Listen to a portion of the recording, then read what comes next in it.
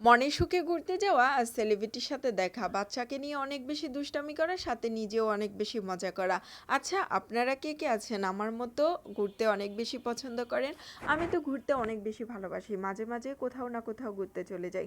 যদিও দূরে কোথাও যেতে পারি না, কারণ আমি কোনো গাড়িতেই উঠতে পারি না, যেই গাড়িতেই উঠি না কেন আমার বমি আসবে। তাই দূরে কোথাও আমি যেতে পারি না, তবে বাসার আশেপাশে যেখানেই যাওয়া যায় আমি মাঝে মাঝে চলে যাই।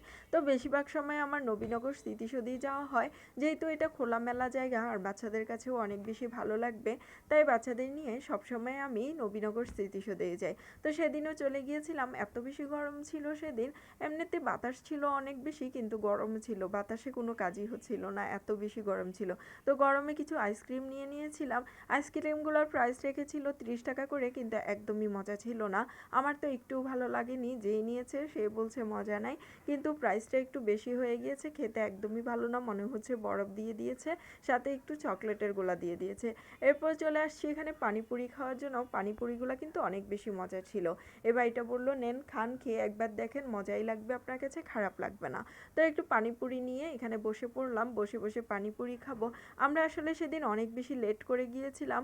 আমরা যখনই গিয়েছি 5 মিনিটও হয়নি বের হয়ে যাওয়ার জন্য বলছে। যেহেতু সকাল 10টা থেকে বিকাল 5টা পর্যন্ত নবীনগর স্মৃতিসৌধ খোলা থাকে, 5টার পরে আর থাকতে দেয় না। আগে যদিও 6টা পর্যন্ত থাকা যেত, কিন্তু এখন 5টার পরে আর 1 মিনিটও থাকতে দেয় না। এই তো আসতে না আসতেই আমাদেরকে বলছে বের হয়ে যাইতে, চলে যেতে হবে, আর বসা যাবে না। মনটা ভীষণ খারাপ হয়ে গেল। তারপর বাচ্চা বলছে চলো আমি একটু ভিডিও করব আম্মু তোমার সাথে।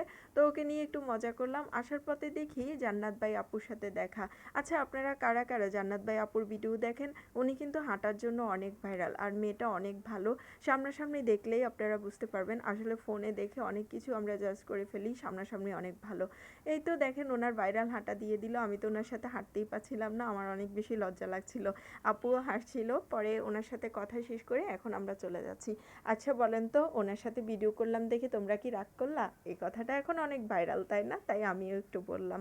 যাক, এখন আমরা বাসায় চলে যাব ভেবেছিলাম, তো পথে দেখি কুটির শিল্প। তো কুটির শিল্পতে একটু চলে গেলাম, ভাবলাম কিছু টুকটাক কেনাকাটা করে নিই। যেহেতু নবীনগর স্মৃতিসৌধে আসছি, কুটির শিল্পতে যাব না এটা তো হয় না তাই না। এখানে গেলাম, আমার এখানে গেলে অনেক বেশি ভালো লাগে। আমার মনে হয় সবার কাছেই ভালো লাগবে, সব মেয়েদের কাছেই এখানে গেলে ভালো লাগবে। এখানে কসমেটিক্স, জুয়েলারি সব কিছুই খুব রিজনেবল প্রাইজের মধ্যেই পাওয়া যায়, আমার কাছে তো অনেক বেশি ভালো লাগে। পরে আসার পথে দেখি এক ভাই এখানে আনারস বিক্রি করছিল। তো আনারস একটু মাখা খেয়ে নিলাম। আমি কখনো যদিও আনারস মাখা এভাবে রাস্তার পাশ থেকে খাইনি, তবে সেদিন খেতে ইচ্ছে করলো, খেয়েছিলাম, কিন্তু অনেক বেশি মজা ছিল। কাসুন্দি দিয়ে মাখাই দিল, কিন্তু অনেক বেশি মজা ছিল। তো আমার আজকের ভিডিওটা এ পর্যন্ত। আপনাদের কাছে কেমন লেগেছে প্লিজ কমেন্ট করে জানাবেন।